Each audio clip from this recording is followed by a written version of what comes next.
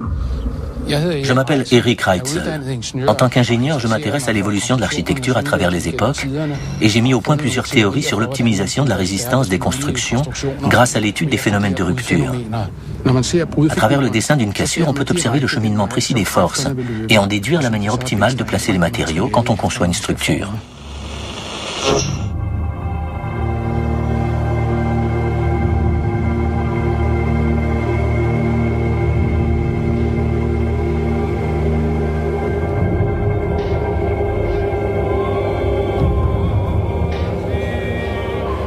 Pour moi, découvrir un nouvel endroit, c'est comme atterrir sur une planète inconnue. On en devine d'abord les contours depuis l'espace et puis au fur et à mesure qu'on s'approche du sol, on commence à distinguer les détails. Ma méthode d'observation est une constante interaction entre le détail et le tout, où le détail questionne le tout et s'en inspire et vice-versa, jusqu'à ce que j'accède à une compréhension profonde de ce que j'observe.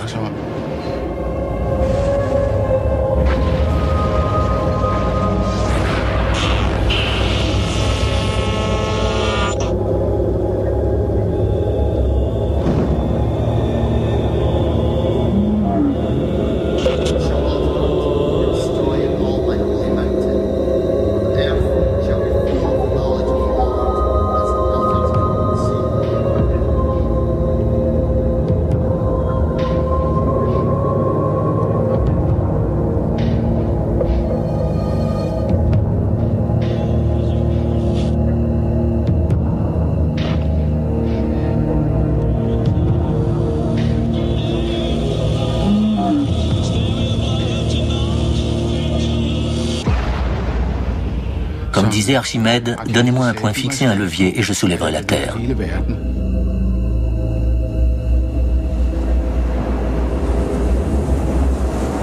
Ce film raconte la fascination d'un homme pour ces forces invisibles que personne ne voit, mais dont chacun connaît les effets.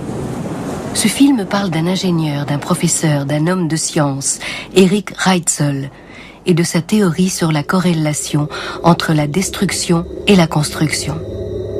Ou comment, à partir de l'observation du point de rupture de la matière, on peut arriver à construire des édifices extrêmement résistants avec un minimum de matériaux, grâce au concept de structure minimale. Les lignes de cassure et les modèles de rupture sont le livre ouvert à partir duquel Eric Reitzel arrive à concevoir une forme ou un système capable d'exprimer sa pensée. Car c'est dans ces lignes brisées que les forces invisibles ont inscrit leur passage. L'évolution des techniques de construction à travers les époques montre que dès l'origine, les anciens bâtisseurs ont joué avec les limites de résistance des structures. Et lorsque, au bout du compte, l'édifice finissait par s'écrouler, nos ancêtres philosophaient longuement sur la manière dont on aurait pu éviter l'effondrement et imaginaient ainsi de nouvelles techniques de construction. On voit donc que l'innovation architecturale a toujours été intuitivement liée à l'étude des phénomènes de rupture.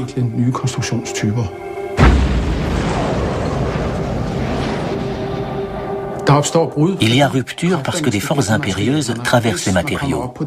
Quand la limite de performance du matériau est atteinte, ils cèdent et apparaissent alors des lignes de rupture qui révèlent le chemin que ces forces ont choisi pour passer.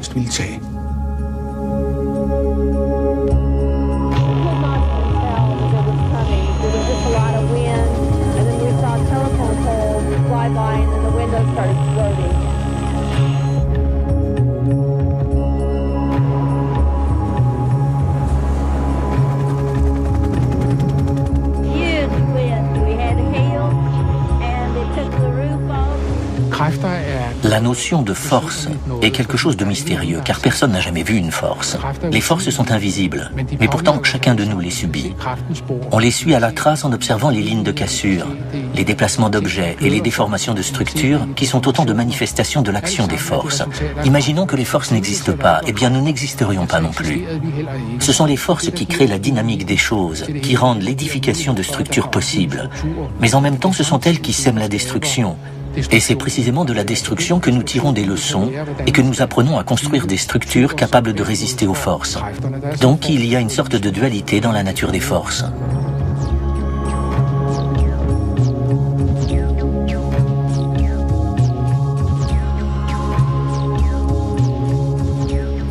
Ce site a été construit à la gloire des dieux. On a choisi de l'installer au sommet d'une colline pour se rapprocher du ciel, des étoiles, de la lune et de tout ce qui pouvait fasciner l'homme. On a voulu ériger ce monument en hommage à ce qui était à la fois énigme et source d'inspiration, à savoir la toute-puissance de la nature et l'équilibre des forces, sans lequel cet édifice se serait écroulé. Voilà pourquoi l'homme s'est efforcé de mettre son génie créatif et son inventivité au service de l'architecture. Et c'est bien de cette fascination que le Parthénon témoigne.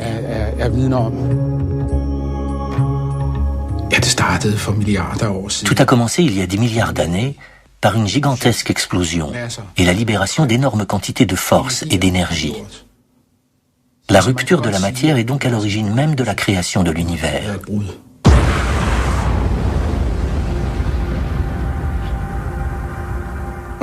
La voûte céleste garde encore les stigmates visibles de cette rupture originelle. On y voit d'étranges dessins qui ne cessent de se transformer parce que de nouvelles forces continuent d'y imprimer leur marque. Ces forces sont invisibles, mais les preuves de leur passage se révèlent à nous sous forme de dessins et de structures. Leurs traces sont omniprésentes. À y regarder de près, le dessin d'une toile d'araignée rappelle point par point les lignes de cassure d'une vitre brisée.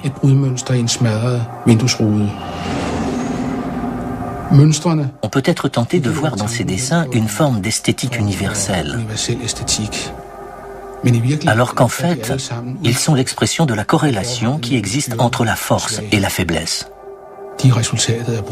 Ces dessins sont bien l'expression d'une rupture. La nature elle-même s'inspire de ces forces invisibles qui la sillonnent de toutes parts pour construire les structures porteuses des végétaux, des animaux ou des êtres humains.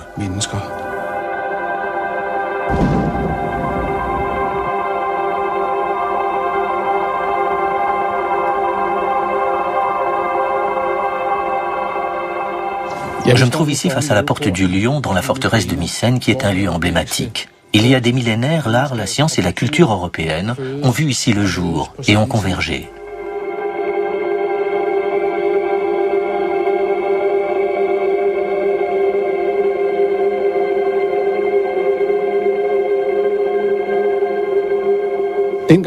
À cette époque, il y a plus de 3000 ans, on avait déjà une idée très claire de ce qu'étaient les forces et comment on pouvait les canaliser.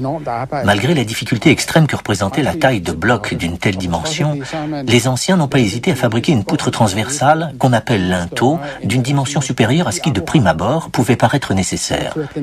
Ils ont prolongé ce linteau de part et d'autre afin de permettre aux blocs situés au-dessus de s'y appuyer et par là même de décharger le linteau par l'effet de levier qu'ils produisent. Le linteau est également déchargé par le grand tympan triangulaire qu'il surmonte et par les blocs supérieurs qui ont été placés en retrait les uns par rapport aux autres afin que le poids se répartisse sur les côtés. De même, la forme bombée du linteau joue un rôle de décharge. Eh bien, toutes ces stratégies combinées confèrent à ce linteau une force de résistance bien supérieure à celle d'une poutre transversale ordinaire. On a ici affaire à une construction extrêmement bien pensée et conçue pour faire circuler et absorber les forces. Cet endroit est en quelque sorte le berceau de la civilisation européenne, le lieu où s'est échafaudée la pensée qui aujourd'hui encore nous conditionne et nous inspire.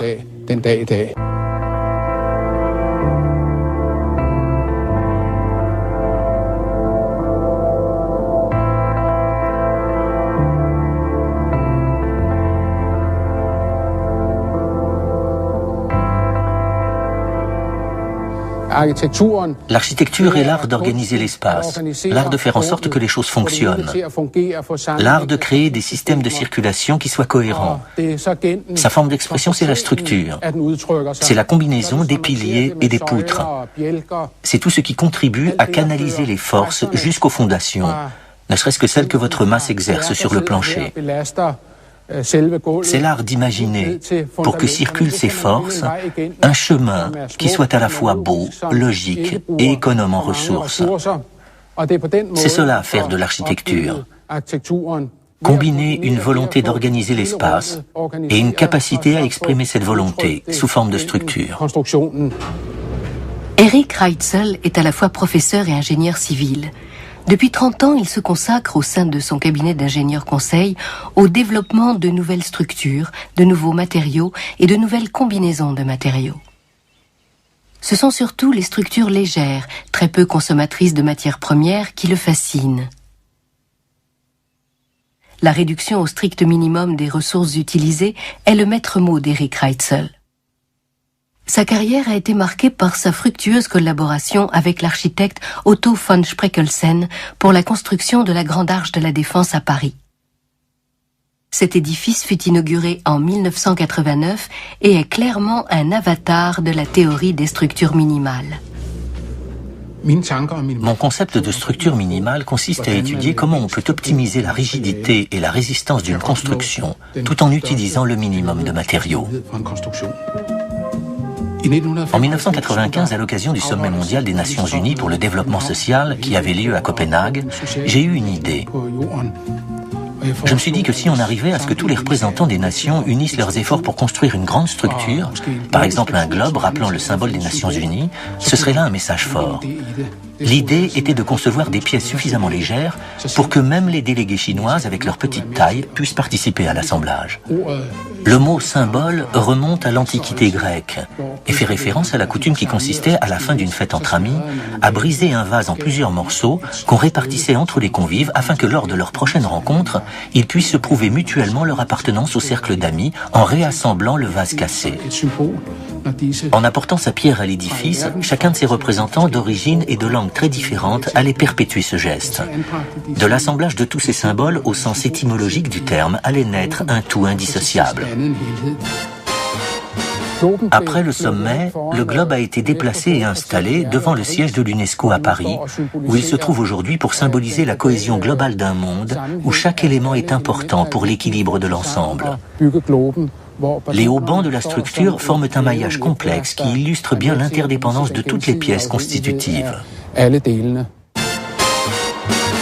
La philosophie qui sous-tend l'idée du globe symbolique est la théorie de la corrélation qui existe entre les lignes de cassure et la forme minimale. C'est grâce à ce principe qu'on parvient à construire des structures extrêmement résistantes en utilisant le moins de matériaux possible. Le postulat de Reitzel est qu'il existe une corrélation fondamentale entre la rupture et la forme, entre la figure de rupture et la forme minimale. Les figures de rupture sont les dessins qui apparaissent lorsqu'un matériau se casse. Ce sont les lignes et les surfaces le long desquelles la matière se fend. Ce sont ces sillons et ces tracés qui apparaissent à la surface d'un matériau lorsque celui-ci est soumis à une contrainte maximale et commence à se déformer.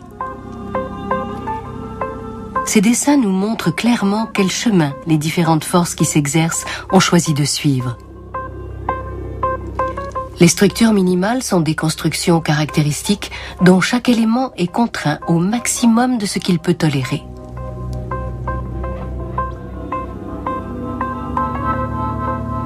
On obtient une structure minimale en plaçant les matériaux le long des lignes ou des surfaces indiquées par les figures de rupture. En d'autres termes, on dispose les matériaux précisément à l'endroit où l'on peut s'attendre à ce que la structure se brise.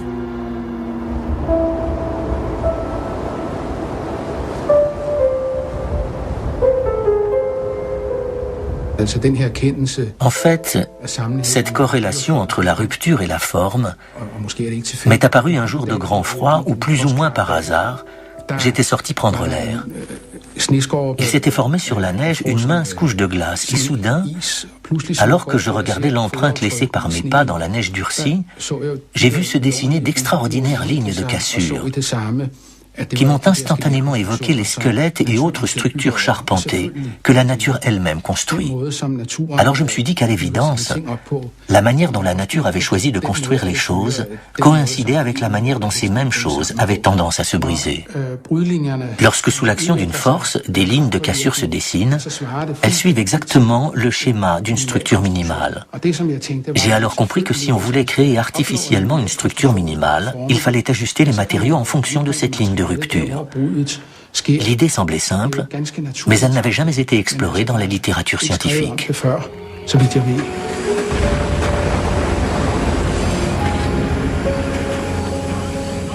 Imaginons une poutre qui s'étend d'un point d'appui à un autre et qui subit une force constante en son milieu. Donnons-lui diverses formes en supposant que la portée entre les points d'appui et la force exercée sont identiques dans tous les cas. Avec une poutre massive d'une portée de 5 mètres, il faudra utiliser 920 kg d'acier pour que la poutre supporte la force exercée. Si en revanche on conçoit la poutre comme un profil en I, où la force est absorbée à la fois par le haut et par le bas, la quantité de matériaux nécessaire sera divisée par 2, soit 465 kg d'acier. Si maintenant le profil en I est élargi et affiné, on peut réduire la quantité d'acier nécessaire à pratiquement un tiers. Et si on choisit une poutre ajourée en treillis, encore plus large que les précédentes, 140 kg de matériaux suffisent. Mais me direz-vous, peut-on continuer ainsi indéfiniment? Non, bien sûr, il y a une limite. Une limite qu'on peut illustrer par une structure minimale, où l'on voit bien que lorsque la force s'exerce sur le treillis, elle est diffusée simultanément le long des barres comprimées, reliées par ceux au banc, et le long des tirants reliés à cet arc de cercle. De cette manière, vous parvenez à réduire la consommation de matériaux à 1/20 de ce qu'elle était à l'origine. Mais c'est là le maximum d'économie qu'on puisse réaliser. La conception de la structure minimale consiste donc à définir la quantité minimale de matériaux qui est nécessaire pour que l'ouvrage tienne debout. Et j'ai découvert qu'il existe une corrélation exacte entre la structure minimale, c'est-à-dire la reproduction des chemins les plus favorables à la circulation des forces, et les lignes de rupture. La première fois que j'ai exposé cette théorie, c'était dans cet article. Au début, j'étais très enthousiaste. Puis j'ai vite déchanté.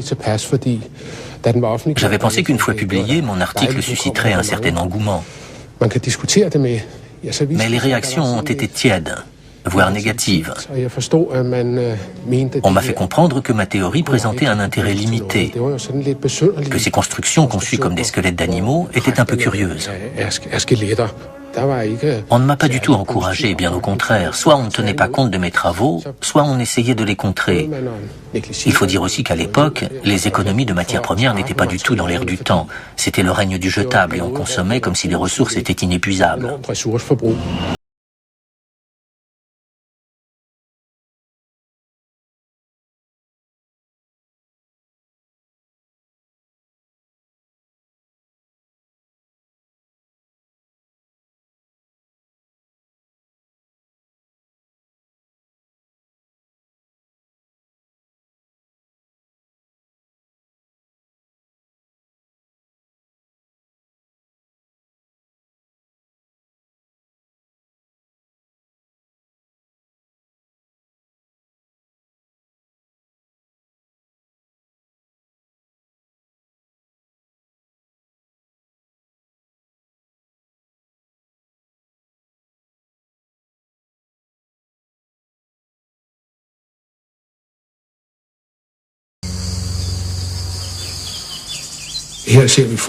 Voici l'empreinte de mon pied et voici les lignes de rupture qui se propagent tout autour.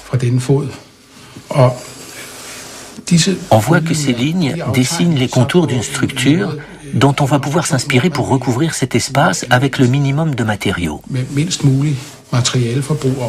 Une application concrète peut être une grande toiture de gare pour laquelle on veut utiliser le moins d'acier possible.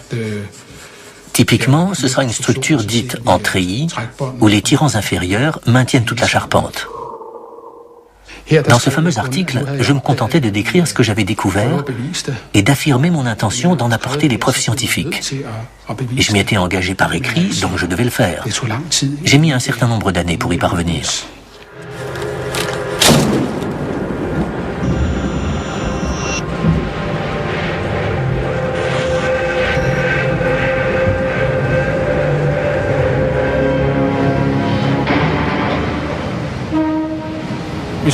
Nous nous trouvons ici à Londres, à la gare de Victoria Station, où on a réussi de manière particulièrement ingénieuse à optimiser l'ossature métallique du toit en utilisant le minimum d'acier par rapport à la masse devant être supportée.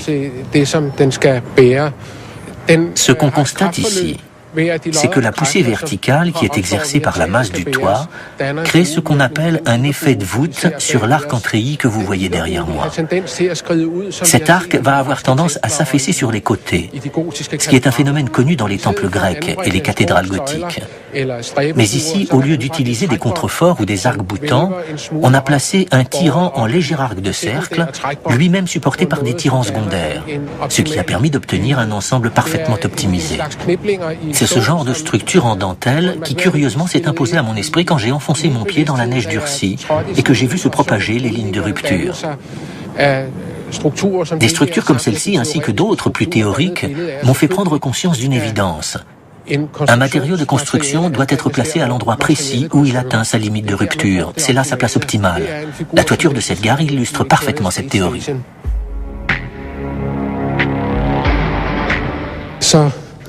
Un jour, j'ai eu la chance de tomber sur un livre dans lequel on décrivait une architecture de voûte qui présentait une similitude troublante avec mes fameuses structures minimales. Et qui plus est, à très grande échelle, dans un espace très vaste. Il s'agissait de la cathédrale de Peterborough. Ni une ni deux, j'ai pensé, il faut absolument que je voie ça. J'ai acheté un billet d'avion pour Londres, j'ai filé tout droit vers Peterborough et me suis précipité dans la cathédrale. Et là, que vois-je ? Mes structures minimales à grande échelle. C'était en quelque sorte la vaste métaphore de mon empreinte de pied sur la glace et de ces lignes de rupture, à travers lesquelles on pouvait suivre les forces à la trace. Sous cette voûte majestueuse, j'avais la sensation physique de suivre le cheminement des forces depuis les voûtes jusqu'aux fondations. Vous imaginez mon émotion quand j'ai compris que ma théorie était devenue réalité et qu'elle pouvait avoir une application pratique et qui plus est éminemment esthétique. Il y avait quelque chose d'organique dans cette construction, comme l'évocation d'une forêt artificielle.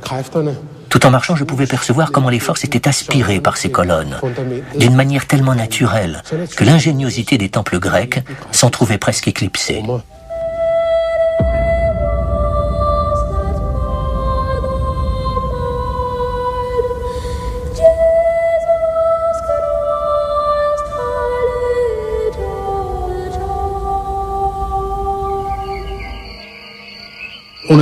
On me demande parfois quelle est la forme parfaite. Comment concevoir la structure idéale ? Je réponds toujours que cette perfection est inaccessible et qu'on ne peut que seulement tendre vers elle ou s'en rapprocher. On ne bâtit pas une construction dans un but unique, par exemple édifier une structure la plus légère possible. Un projet architectural a toujours une finalité pratique, quelle qu'elle soit. Tout l'art de la conception réside justement à combiner ces deux aspects, la structure en tant que telle et sa finalité. Lorsqu'on doit assurer la stabilité d'une grande structure ou d'une large surface qui se trouve être un peu excentrée, il faut faire des calculs très compliqués pour arriver à déterminer la meilleure façon de l'étayer. Une méthode plus simple est de réaliser un essai à échelle réduite avec une plaque en verre comme celle-ci. On s'arrange pour provoquer une figure de rupture qui d'emblée nous renseigne sur la meilleure manière de la renforcer au moyen d'une armature sous-jacente. Une armature en tout point semblable aux nervures d'une feuille, qui joue exactement le même rôle de soutien, à part que là, elle sera en acier, en béton ou en plastique. La structure en question peut très bien faire 50 mètres sur 50, d'où l'intérêt de la renforcer précisément sur les axes de rupture que l'impact a révélés.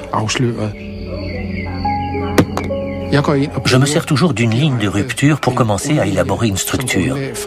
Et au fil des années, j'ai emmagasiné tellement d'images dans ma tête que je n'ai même plus besoin de provoquer la rupture. Il suffit que je me remémore telle ou telle expérience pour trouver le schéma de rupture sur lequel je vais baser toute ma construction.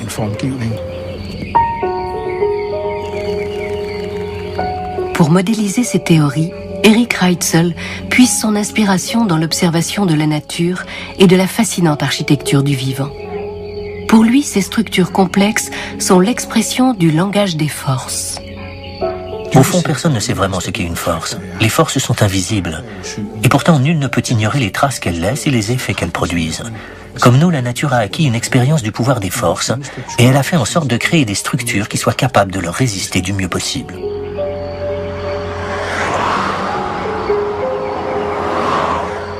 Ce sont ces forces invisibles qui déterminent l'architecture de ces structures complexes. Ce sont les forces qui président à la création, à la conservation et à la déliquescence de toute chose. L'observation des structures du vivant met en évidence la capacité de la nature à composer avec elle. En fait, c'est l'itinéraire emprunté par les forces qui s'y trouve cartographié.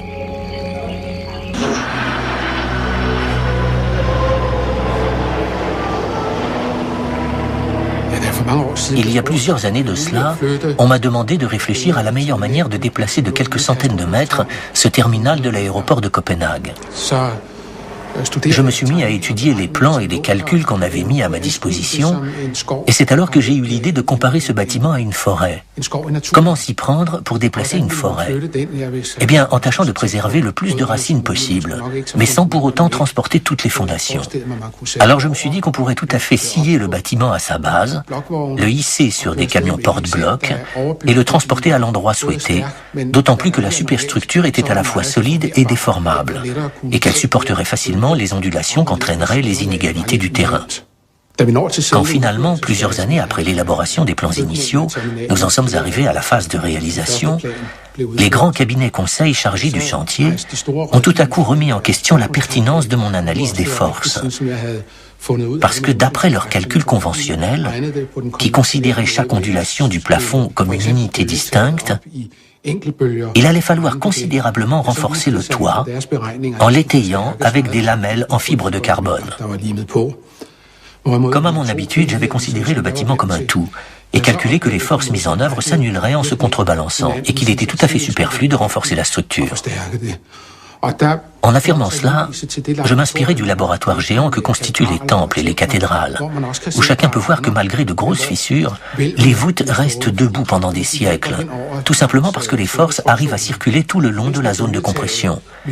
Donc pour moi, même s'il était possible que le toit ondulé se fissure pendant son transport sur les pistes d'atterrissage, les forces parviendraient à emprunter certaines sections du toit pour circuler, à l'instar de ce qu'on peut observer par exemple dans les cathédrales gothiques. Et en effet, le renforcement du toit n'a pas été nécessaire. Je suis convaincu que si nous l'avions fait, la structure aurait été à ce point rigidifiée et fragilisée que le toit se serait fendu de toutes parts pendant le transport. En fait, l'important était qu'il fût suffisamment solide, mais surtout flexible, pour pouvoir absorber les déformations du terrain pendant le roulage. Et fort heureusement, j'ai réussi à convaincre les maîtres d'œuvre de ne renforcer ni le toit ondulé, ni la charpente.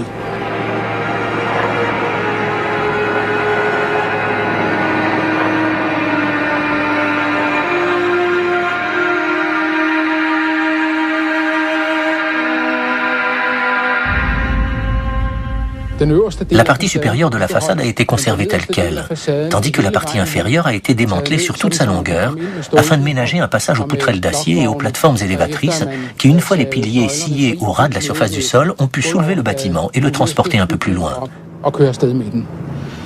Et voilà, c'est à cet endroit que le terminal a été réimplanté et a commencé une nouvelle vie.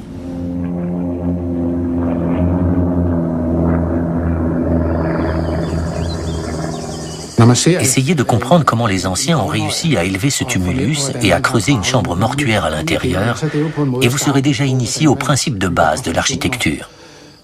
Si maintenant vous persévérez et voulez vous intéresser à quelque chose de plus élaboré, observez ces voûtes en encorbellement, où des blocs de pierre ont été savamment disposés en équilibre pour progressivement arriver à recouvrir tout l'espace.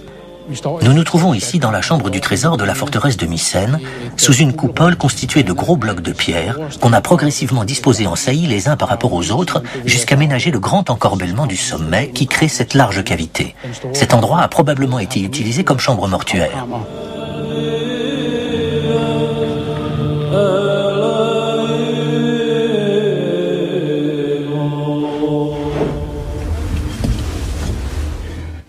Si cette brique est trop en porte-à-faux par rapport à celle qui la soutient, elle aura tendance à basculer au fur et à mesure qu'elle se rapproche du milieu de la brique inférieure. Si par contre, on réduit la saillie, elle sera beaucoup plus stable. Mais comment faire quand on doit en empiler plusieurs ? Eh bien, on va veiller à commencer avec une très légère saillie, de telle sorte à pouvoir l'augmenter graduellement, jusqu'à obtenir une structure qui, en principe, et pour peu qu'on s'y prenne correctement dès le début, peut se poursuivre jusqu'à l'infini. Mais quand on arrive au sommet de l'empilement, on voit bien comment tout l'édifice devient instable. On voit que chaque étage a tendance à se soulever et qu'il suffirait qu'une mouche se pose sur le sommet pour que toute la construction s'écroule. C'est pourtant la technique qu'on a utilisée pour construire, il y a des millénaires, cette imposante voûte, en disposant progressivement les blocs de pierre de taille en légères saillies les uns par rapport aux autres. L'inconvénient de ce procédé, c'est qu'il était extrêmement gourmand en matériaux. C'est ce à quoi on a cherché à remédier en construisant le Panthéon de Rome, dont le plafond est constitué de compartiments creux appelés caissons, afin de réduire progressivement le poids de la structure au fur et à mesure qu'on monte. Pourtant, cette structure primitive est lourde et coûteuse, bien qu'elle ne soit pas dénuée d'un certain charme. C'est donc en allégeant les matériaux qu'on a perfectionné la structure primitive du tumulus, jusqu'à ce que cette technique soit supplantée par les constructions à poutres et à piliers des anciens Grecs. La forme la plus aboutie de cette architecture extrêmement lourde est sans conteste le Panthéon, avec cette immense voûte percée en son sommet. Ici, on peut voir que les matériaux utilisés sont de plus en plus légers au fur et à mesure que l'on monte. L'épaisseur et le poids des blocs diminuent progressivement, notamment grâce à l'utilisation au sommet d'un ciment à base de sable volcanique. C'est sans doute là la quintessence de la technique de la voûte en encorbellement. La technique de la coupole marque une évolution dans la maîtrise de la construction d'une voûte. La basilique Sainte-Sophie en est l'illustration emblématique. Là où le Panthéon apparaît comme un édifice fermé et massif, Sainte-Sophie donne une impression de luminosité et de légèreté, grâce aux ouvertures pratiquées à l'endroit où des fissures seraient sans cela apparues. Cette tendance à dématérialiser les édifices, que l'on constate à travers les siècles, atteint son apogée avec l'architecture gothique et ses constructions en dentelle. Quand aujourd'hui on regarde l'architecture monumentale du point de vue de son évolution historique, on observe que lorsqu'il s'agit de recouvrir un espace, la tendance a été d'aller vers toujours plus de dématérialisation et toujours plus d'économie de matériaux. Le globe symbolique en étant l'aboutissement moderne. Si j'étais chimiste, il suffirait que je m'enferme dans mon laboratoire et que je mélange des liquides dans des éprouvettes pour expérimenter mes théories. Pour un ingénieur civil, les choses ne sont pas si simples, car construire des maquettes grandeur nature coûte cher. En revanche, il ne coûte rien d'étudier à la loupe l'histoire de l'architecture et d'observer comment les différentes formes architecturales se sont exprimées à travers les siècles. Le temple grec est une des plus anciennes formes architecturales conscientes et abouties de la civilisation occidentale. Les nombreuses fissures qui lézardent ces temples sont autant d'indices pour le détective que je suis devenu. Des indices qui montrent à quel point les bâtisseurs de l'époque étaient préoccupés par la solidité et la longévité de leur construction.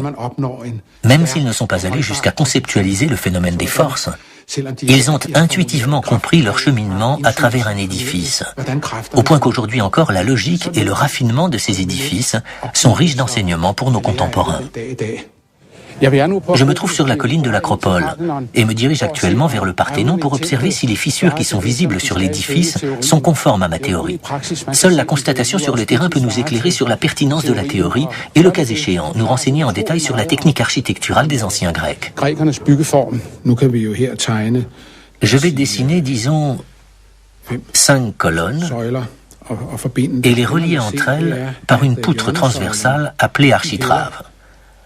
Observez que les colonnes latérales penchent légèrement vers l'intérieur, contrairement aux autres qui sont plus verticales mais moins massives. Toutes les colonnes sont légèrement bombées.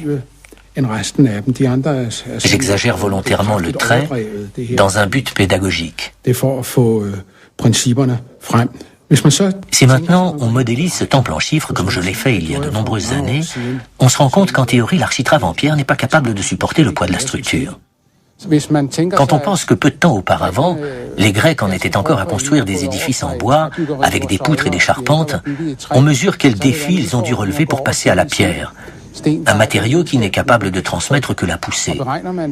Donc, d'un point de vue purement mathématique, une architrave grecque ne peut pas supporter la poussée qu'elle est censée absorber. Alors, quelle est l'astuce? Logiquement, elle devrait se fissurer par en dessous de plus en plus, jusqu'à ce que d'autres fissures apparaissent entre chaque colonne et que tout s'écroule.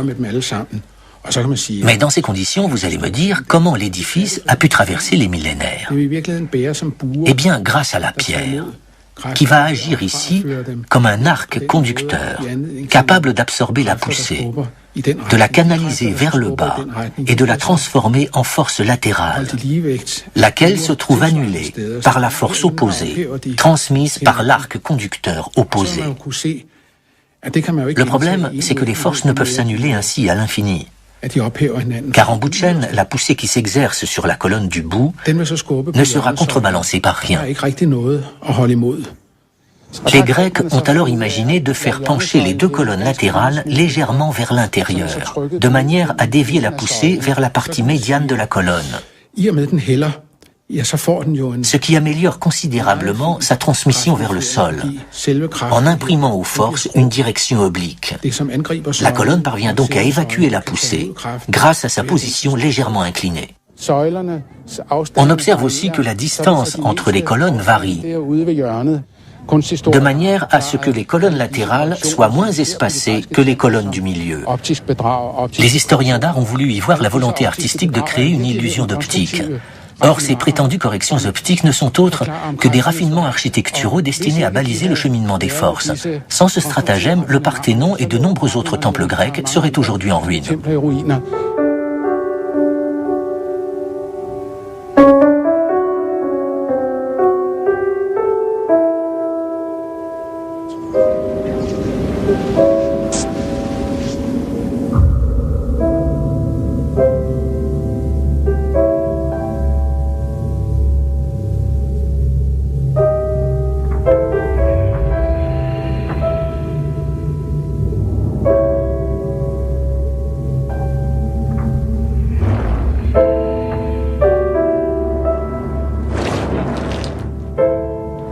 Pour concevoir une structure minimale en forme de coque, il est important de connaître le chemin que les forces vont s'y frayer.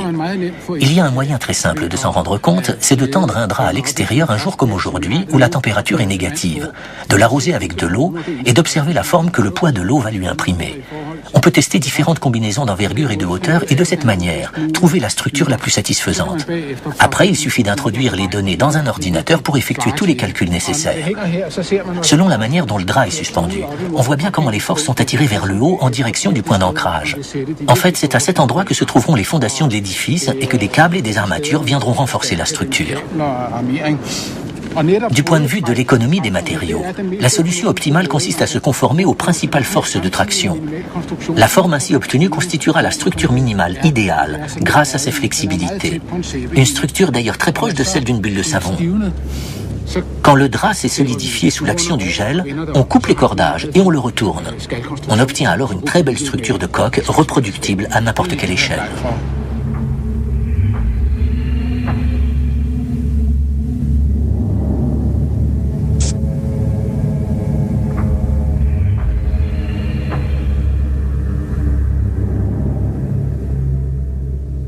Quand j'observe la nature avec mon œil de professionnel, je pars du principe que j'évolue dans un gigantesque laboratoire, où sont cachées les solutions de la plupart des problèmes techniques qui peuvent se poser à un ingénieur. Souvent, la solution qu'on cherche est parfaitement concrétisée dans la nature, et c'est par son observation qu'on trouve la réponse aux questions les plus techniques. Voyez comment on peut suivre le cheminement des forces à la surface d'une simple feuille d'arbre, le long de ces toutes petites nervures qui communiquent avec de plus grosses, pour finalement toutes converger vers la nervure principale, solidement ancrée à la tige. Voyez comment les forces doivent converger vers la tige pour empêcher que la feuille se casse. Voyez aussi comment ces cannelures, le long desquelles les forces circulent, font invariablement penser à celle d'une colonne de temple grec, de même que la cavité centrale.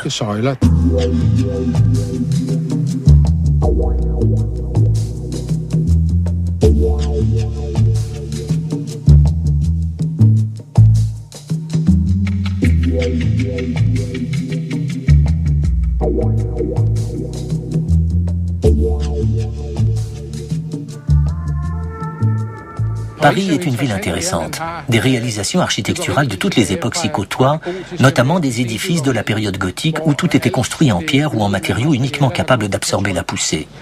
et la tour Eiffel qui a consacré l'apparition d'un nouveau matériau, l'acier, capable d'absorber à la fois la poussée et la traction. L'acier a permis de perfectionner les nervures des voûtes gothiques. L'analogie entre le style gothique et cette structure métallique est frappante, à la seule différence que la manière dont les éléments de la tour Eiffel sont reliés et l'aspect aérien de l'édifice n'aurait jamais pu exister sans un matériau capable d'absorber non seulement la poussée mais aussi la traction. Jusqu'en 1750, le fer était fabriqué avec du charbon de bois. C'est alors qu'une famille de la ville anglaise de Coalbrookdale découvrit qu'on pouvait plus avantageusement utiliser du coke. À partir de là, l'histoire s'accéléra et ce fut le coup d'envoi de la révolution industrielle. On réfléchit alors à la manière dont on pouvait utiliser les énormes quantités de fer qu'on produisait à autre chose qu'à la fabrication d'outils. C'est ainsi que la famille Darby construisit le premier pont en fer de l'histoire de l'humanité. Bien sûr, à cette époque, on ignorait tout des propriétés du métal. Aucun ouvrage ne s'était encore écroulé et personne n'avait eu l'idée de tester la résistance des structures, ni imaginer que les forces puissent jouer un rôle. Toujours est-il qu'ils trouvèrent la volonté et le talent nécessaires pour enjamber le fleuve. Pour ce faire, ils s'inspirèrent des ponts en pierre et des charpentes en bois, reproduisant avec un nouveau matériau les plans des anciens bâtisseurs.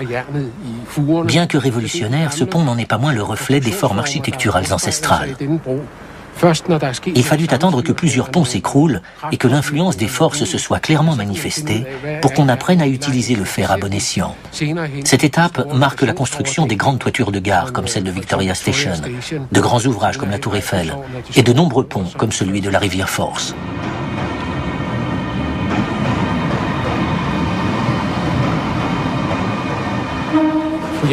En 1880, une terrible catastrophe eut lieu sur la ligne ferroviaire entre Édimbourg et Dundee en Écosse. Le pont s'écroula au passage du train, précipitant les wagons dans l'eau et faisant de nombreuses victimes par noyade. Dès lors, on sut tirer les leçons de cet accident et on commença à comprendre tout l'intérêt qu'il y avait à contrer la force du vent, qui cherche invariablement à disloquer et à renverser le pont au moment où un train passe. La portée de cet ouvrage, qui est d'environ 500 mètres, équivaut presque à 2 tours Eiffel mises bout à bout. On peut comparer la forme architecturale des différents modules du pont à de gigantesques squelettes de bovins qui se feraient face et seraient simplement reliés par une passerelle. Voilà donc un pont qui est debout depuis plus de 100 ans et dont la construction n'est éloignée que d'un siècle du premier pont en fer d'Iron Bridge, dont la portée ne dépassait pas 30 mètres et dont la structure imitait servilement l'architecture ancestrale d'un pont en pierre. C'est donc une meilleure maîtrise de l'acier, l'expérience des premières catastrophes et la compréhension de l'action des forces qui ont amené nos prédécesseurs à réfléchir à l'agencement des matériaux. Let us read and mark in Holy Scripture the tale of the loving purposes of God from the first days of our disobedience unto the glorious redemption brought us by this holy child. Quand on se promène au milieu d'une forêt, comment ne pas être fasciné par la simplicité avec laquelle les branches des arbres sont reliées au tronc et la manière dont en convergeant, elles forment un tout cohérent. De même, quand on déambule dans une cathédrale comme celle-ci, comment ne pas s'émerveiller de la manière dont on a réussi à articuler les petites unités architecturales par une succession de voûtes, de nervures, d'arcs et de piliers, du sommet jusqu'aux fondations. Quand on contemple un tel ouvrage, on ne peut s'empêcher de faire un parallèle avec la nature et d'y voir une évidente source d'inspiration.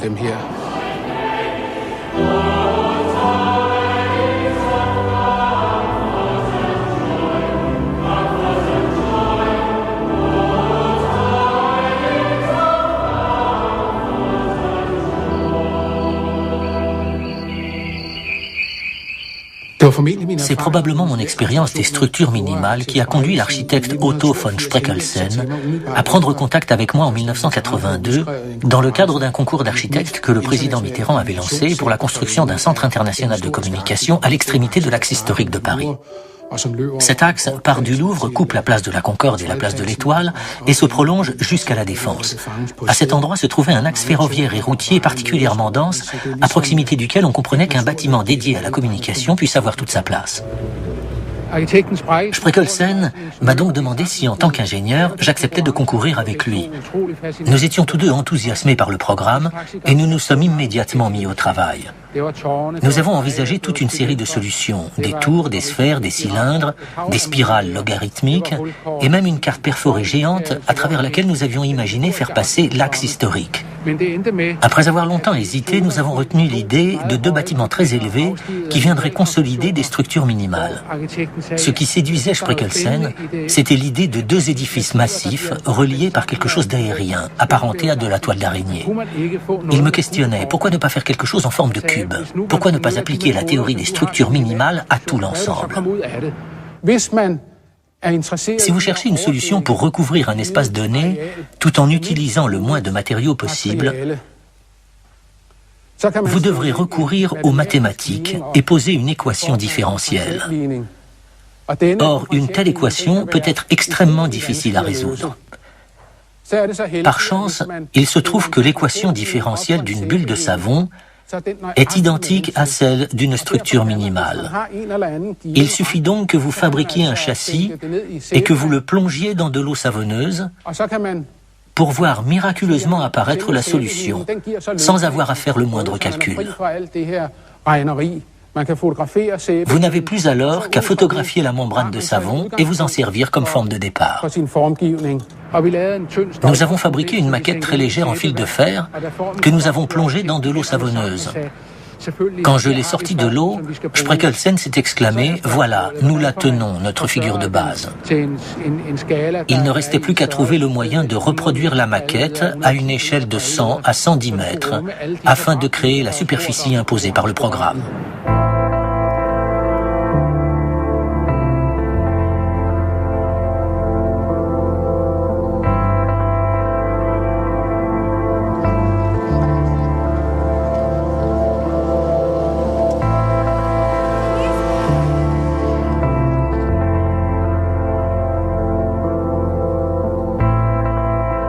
Derrière la beauté de la nature, il y a un ordre caché. Toutes les structures semblent être construites d'après une formule déterminée. Toutes les choses, animées ou inanimées, obéissent à une logique géométrique qui semble régir l'univers depuis que celui-ci existe. À l'origine de l'univers, il y a une gigantesque rupture qui a libéré une quantité phénoménale d'énergie et a entraîné l'expansion de l'univers.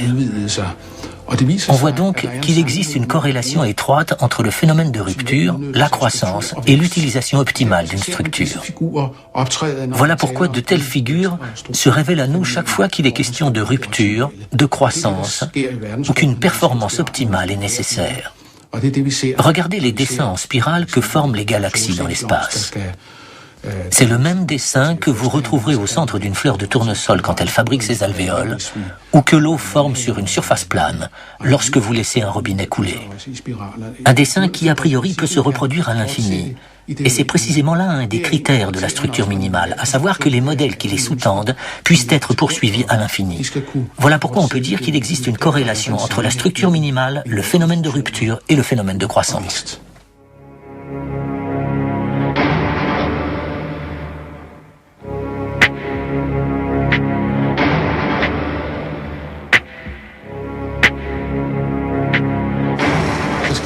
Ils vont tailler le bloc pour lui donner un aspect antique.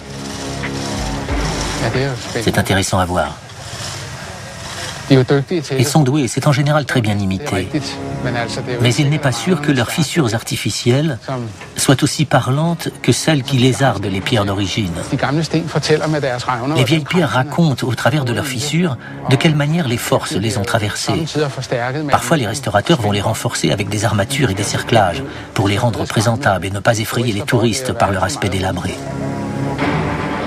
Quelque part, je trouve ça dommage, car ce sont ces fissures qui racontent l'histoire de la conception de l'édifice et des forces qui l'ont parcouru. Mais il faut reconnaître qu'ils sont doués, même s'ils sont en train de réécrire l'histoire.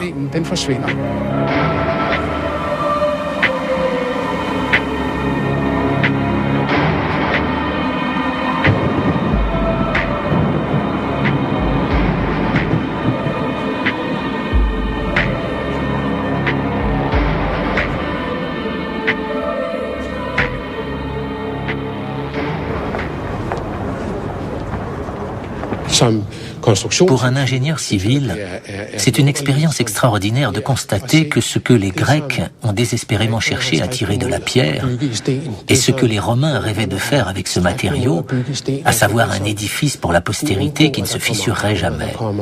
Eh bien, le bâtisseur de cette cathédrale y est parvenu. Pour moi, ça a été une révélation, et c'est quelque chose qui m'a conforté dans mon envie de comprendre ce qu'est une force, et comment utiliser au mieux un matériau, tout ça pour relever des défis fonctionnels et esthétiques qui soient compatibles avec les matériaux et les technologies de notre époque. Non pas dans l'idée de reproduire ce qui a déjà été fait, mais de trouver une source d'inspiration pour le présent. C'est bien là un espace consacré au divin, un espace consacré à ce qu'on a du mal à appréhender, mais dont on aspire à se rapprocher et à raconter l'histoire. J'y vois un fil conducteur qui court depuis les temples grecs jusqu'aux cathédrales contemporaines. La volonté de montrer ce que notre époque a signifié dans l'histoire de l'humanité.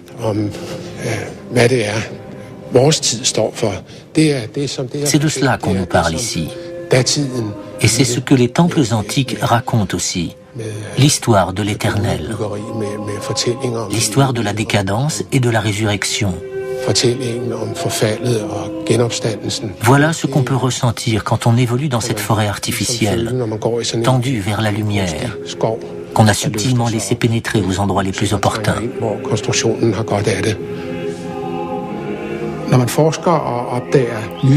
Pour un chercheur, une idée, c'est comme un thème musical. Certains thèmes se font jour, puis deviennent de plus en plus ténus. D'autres ne viennent que tardivement, mais finissent par devenir des thèmes principaux.